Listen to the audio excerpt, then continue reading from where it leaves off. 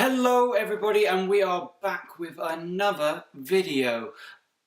A bonjour to you and especially to you there in the back.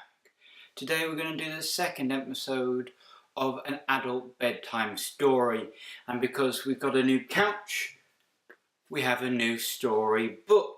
But before we get onto that, I just want to quickly ask you to subscribe so you can see more of my videos. And this is the second episode, so click the link in the description to see the first book, which was Bear Feels Sad. This book though is Thelma the Unicorn. Isn't that great? I can't wait to read this book. It's one of the best Academy Award winning books. Actually no. It hasn't won any awards. Thelma felt a little sad. In fact, she felt forlorn. Forlorn is not a usual word you find in a kid's book, but in an adult bedtime storybook, it's welcome. You see, she wished with all her heart that she could be a unicorn. Now, as you can see there, she's wishing so much that she's actually made a cloud turn into a unicorn. So that's great for her. Her best friend's name was Otis. He liked her quite a lot. Just keep it in your pants, Otis, alright? He said, "You're perfect as you are." But Thelma said, "I'm not. How about you just take the compliment?" And that's when she saw it. A carrot on the ground.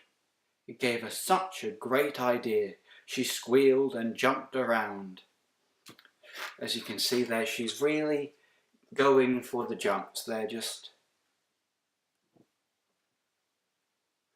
She took that simple carrot and she tied it to her nose. How she tied it with no fingers and opposable thumbs? We'll just skip over that. I'll say that I'm a unicorn. It might just work. Who knows? Well, as she did, a truck drove by. The driver rubbed his eyes. "Good grief! Is that a unicorn?" he shrieked in great surprise. Very clever writing there. Eyes and surprise rhyme. As Thelma watched the swerving truck, it nearly hit her. Would you believe that the truck was filled with nice pink paint and glitter? I wouldn't actually, but for plot convenience, there it is. And what a nice looking driver. Tearing up, it's quite emotional. Oh, Thelma looked amazing. She was a unicorn. "I'm special now," she cried out, and a star was born. All across the world, her fans would cheer her name. Thelma loved it, every bit. The fame, the fame, the fame.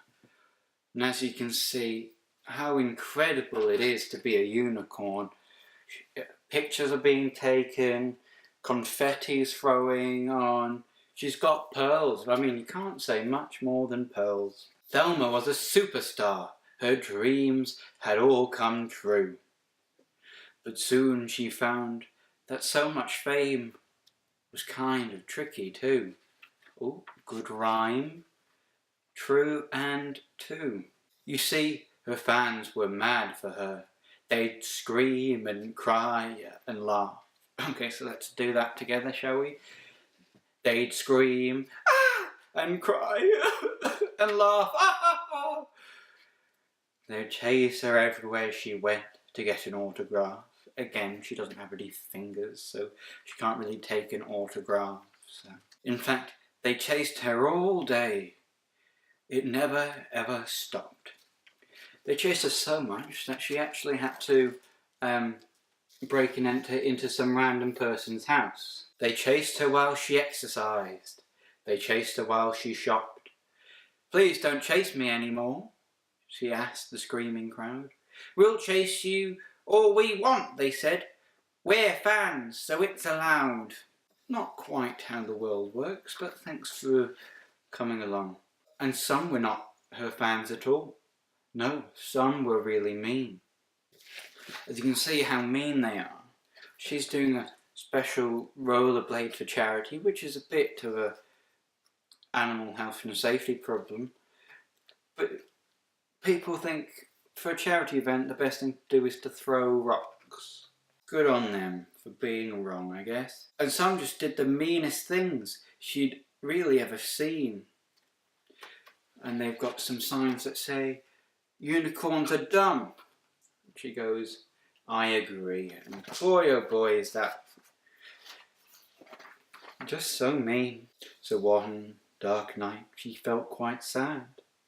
This famous little pony thought she was a unicorn. She said, "I thought that I'd feel great, but all I feel is lonely." Okay, so I ruined the third rhyme here, so I'll read it again. She felt quite sad, this famous little pony. She said, "I thought I'd feel great, but all I feel is lonely." Yes, and what rhymes there is little and lonely. And so with that, she changed her mind, this lonely unicorn. So now she's back to being a unicorn. See, inconsistent. She cleaned off all her sparkles, which by this time would be very disgusting, with fluff and dirt and all that getting stuck in, because if it's still on her, then it must still be sticky. So while she travelled around and did her charity rollerblading and stuff, would be flying on there. She's probably got flies all over too, so it's very disgusting. And she ditched her magical horn, which is now a rotten carrot if you think about it, so yummy. And then she walked right past the crowd. They didn't even notice. She thought how nice it would be to see her lovely Otis. He's heating up with these rhymes, this writer. And when he asked about her trip beneath their favourite tree, she simply said, "Oh, it was fun, but I'd rather just be me." Wow, what a lovely story. Thelma the Unicorn. The moral of the story being, if you have a dream, don't go for it, because there's no point in proving yourself when you could just be the ugly horse with one friend. I'm also quite interested in their favourite tree. It hasn't come up, but it's played quite a significant part in the end. Hopefully we'll hear more about that tree on the news tonight. But if you did enjoy this lovely book as you fall asleep, make sure you like the video. And if you know of any children's stories that might be good for adults to read for a bedtime, write them in the comments.